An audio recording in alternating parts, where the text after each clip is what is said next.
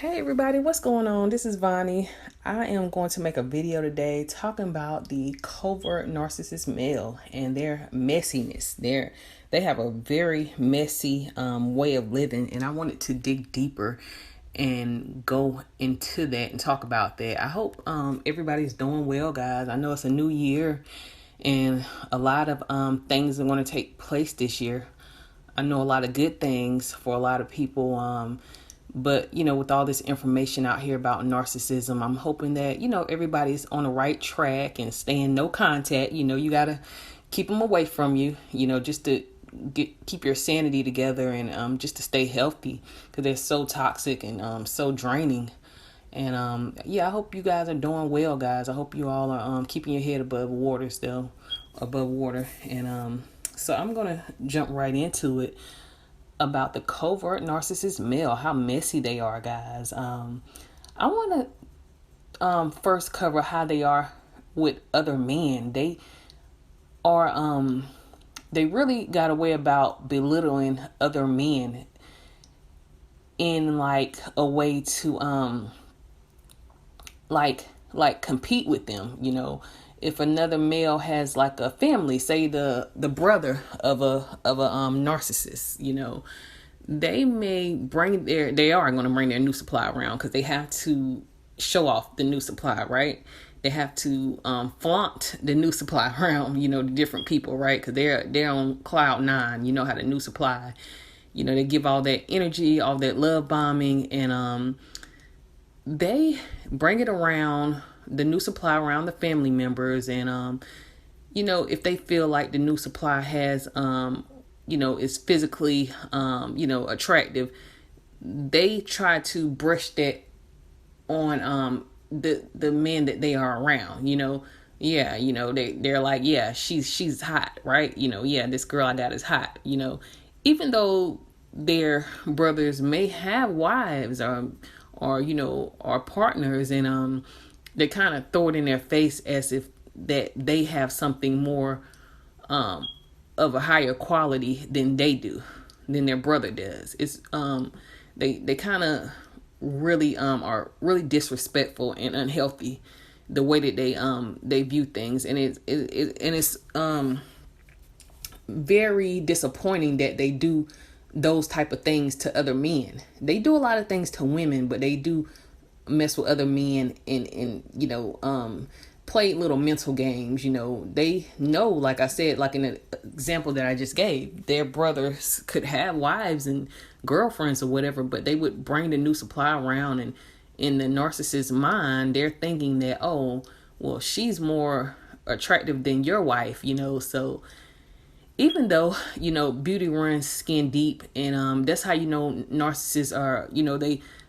They are only on a surface level, the way that they do things, the way that they live their lives. They go for new supply that is easy to get. They do like an easy chase in a way, because they always have an agenda with everything that they do. They may get new supply to hurt the old supply, like I made in my most recent video about how narcissists, why would they marry the new supply so fast? It's an agenda. It could be because they're facing a legal action as far as child support and child custody, and they just want to go with this image of a good father, healthy parent that's loving, that it didn't work out with that relationship, but look at me now, I found love again, look how lucky I am, when that's really not the case. The case is that they are vindictive, very wicked, and they want to charm people and seduce people to make them like them and fall into their traps of what they want. They lack empathy. It's very upsetting how much lack of empathy they have. They have a lack of empathy when you have children with them. You're the one that's feeding the children, staying up at night, changing Pampers, making bottles, working all day, and, doing all of these things, all of these responsibilities, carrying all this weight. And they have a lack of empathy towards all the things that you are doing. They have a lack of empathy when you're not feeling well. They still expect you to, do everything as a a person who is feeling well and who is healthy. They have a lack of empathy when you're upset and things are not going well for you. They're not nice people. They don't have nice words in a lot of ways. They just are very toxic, and it's just so draining for a lot of people. It's so draining to really be around a person like this, because you're wondering, like, you're screaming on the inside, like, what is wrong with you? Like, how can you treat somebody this way? What's wrong? You want them to get help because you know they're so unhealthy, but they won't get help. You're thinking to yourself, you're screaming inside, like, what's wrong? What's wrong? A lot of it is mommy issues. I already talked about that as well. A lot of these covert narcissist male have these issues, deep issues with their mothers, and sometimes in rare cases it's the father, but weird relationships, that love-hate relationships with their moms. They're mad at their moms one minute, and one minute everything is okay. They're withholding the grandchildren from their mothers, and then when they do need their mothers, for a babysitter, they're going to use her because they're going to bring grandkids back in her life. They punish everybody, punish and control, punish and control, punish and control. It's a pattern that they do to everybody. They always want to punish people, just so mean and unforgiving.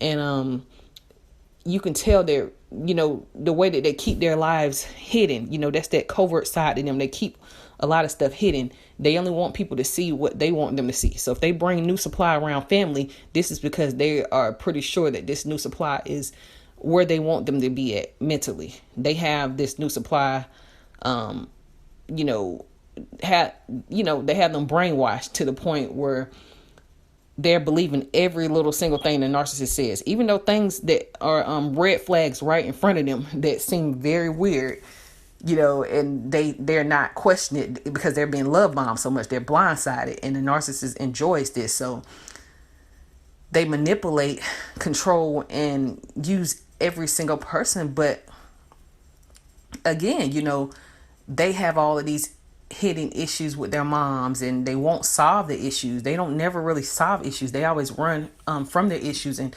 turn it back around and put the blame on other people.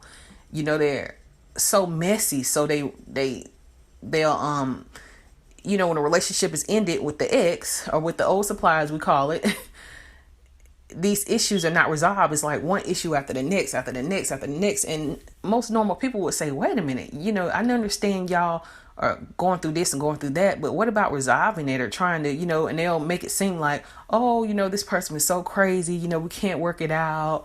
I got to take it to court, because in their minds, you're the enemy now. They got to punish you. That punishment comes from whatever happened to them in their childhood. Most of us will never know, They won't really say what it really was. You'll hear a lot of things like, oh, my mom's like this, she has issues, or they beat around the bush, but like, you want to get to the root of the issue. You just want to get deep down and figure out what it is so you can help them.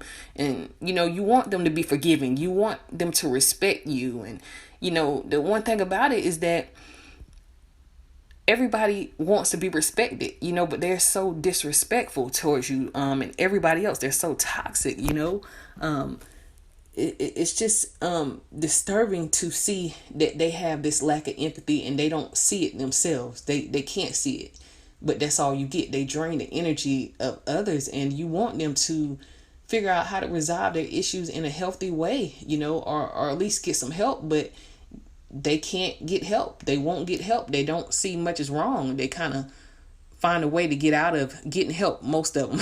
and it's just so silly because they always find a way to escape the truth, the reality of things, and run from it and run into a whole nother completely different direction. They're so messy. They involve themselves in messy relationships with numerous women. It's one woman after the next after the next. They have supply, and then they have hidden supply.